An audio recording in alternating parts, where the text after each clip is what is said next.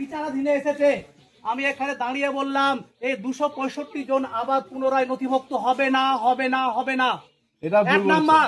2 number হলো, আচ্ছা ভুল, আমি এখানে স্বীকারোক্তি রাখলাম। 2 নাম্বার হচ্ছে যে আপনারা বিওলো সাহেবকে কিছুতেই ছাড়বেন না। আপনাদের কাছে যে স্লিপটা দিয়েছিল, যেটাতে আপনারা এক কপি উনাকে দিয়েছিলেন, আপনাকে এক কপি দিয়েছিল, এরা কোন সুস্থ এবং হচ্ছে কি যারা একটু শিক্ষিত মানুষ তাদেরকে দিয়ে পুনরায় একবার দেখে নেন যে ম্যাপিংটা ঠিকঠাক হয়েছে কিনা। অর্থাৎ 2002 সালের যাকে দিয়ে আপনি ম্যাপিংটা করিয়েছেন বানান সহ এগুলো সব ঠিকঠাক আছে কিনা একটু দেখে নেন। ঠিক আছে, 1 নাম্বার। 2 নাম্বার, এটা হয়ে যাওয়ার পর এটা প্রথম কাজ ম্যাপিং, এটা বিএলওর একার দ্বারা সম্ভব নয়। যদি আপনি আমাকে বলেন আমি 7 দিনই থাকবো দিয়ে ম্যাপিং করিয়ে দেখবো, ঠিক আছে, 7 দিনই থাকবো দিয়ে ম্যাপিং করাবো, প্রত্যেকটা ক্যান্ডিডেটের করাবো যে 265 জনের নাম আসেনি। ঠিক আছে, এটা 1 নম্বর কাজ। যদি দেখে নি যে ওইখানে ম্যাপিং এর গন্ডগোল, ঠিক আছে, তাহলে আপনাদের আসবে না। 2 নম্বর, ম্যাপিং যদি ঠিকঠাক থাকে তাহলে এবার নামের বানান ইত্যাদি এগুলো দেখা হচ্ছে। তার জন্য প্রয়োজনীয় ডকুমেন্ট, বেশ কিছু ডকুমেন্ট আপনাকে বলে দিচ্ছি। 1 নম্বর, মূল 3টে ডকুমেন্ট হচ্ছে Aadhaar card, PAN card, voter card. তারপর হচ্ছে যে আপনাদের যে শস্য কার্ড, ওটা রেশন কার্ড, ওটা রাখবেন। তারপর হচ্ছে আপনারা যে ইলেকট্রিক বিল দিচ্ছেন সেই ইলেকট্রিক বিলটা রাখবেন।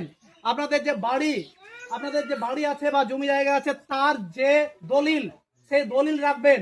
আপনাদের যে ব্যাংকের পাসবই আছে সেই পাসবইটা রাখবেন। ঠিক আছে, আপনাদের যদি কারো বিদেশে যাওয়া যদি পাসপোর্ট থাকে সেই পাসপোর্ট রাখবেন। ঠিক আছে, এগুলো হচ্ছে সমস্ত নথি।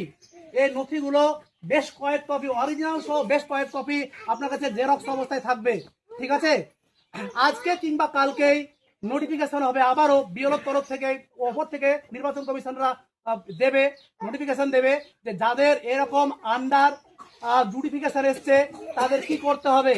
ঠিক আছে, এই ব্যাপারটা যাতে আপনাদের কাছে তাড়াতাড়ি পৌঁছে যায় তার জন্য বিএলও সাহেবকে আমি অনুরোধ করবো যে আপনাদেরকে কি করতে হবে। নিশ্চিতভাবে বাড়িতে বসে থেকে হবে না, আপনাদেরকে যেতে হবে। এবার সাগরদিঘিতে সেটা হবে না, এবার যেতে হবে বহরমপুরে।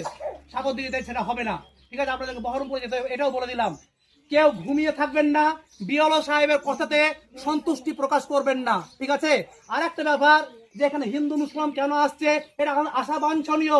কারণ আমি দেখবো যে আমার পাশের গ্রামের হিন্দুদের সবার নাম আসবে আর আমার মুসলিম গ্রামের অর্ধেকের বেশি বাদ চলে যাবে। আমরা কি এই দেশের নাগরিক নয়? হ্যাঁ, সুতরাং এই কথাটা বাঞ্ছনীয় এবং আসা উচিত। সুতরাং হলো কি যে আপনাদের প্রথম কাজ হলো যে বিএলও সাহেবকে একদম বাধ্য করানো যে আপনি বসে থাকেন এবং যেগুলো নাম আসেনি পুনরায় আপনি আবার ম্যাপিং করুন, ম্যাপিং করে আমাদেরকে দেখান এবং সেখানে কিছু শিক্ষিত মানুষ থাকবে। ঠিক আছে, আমি আপনাদের পাশে আছি, এইটুকু বলবো। কে সাইমের বেটা বলে গেল যে মাস্টার এসে এখানে গন্ডগোল বাঁধিয়ে গেছে, ওরা আমি গাঁড় শেখে দেবো। ঠিক আছে।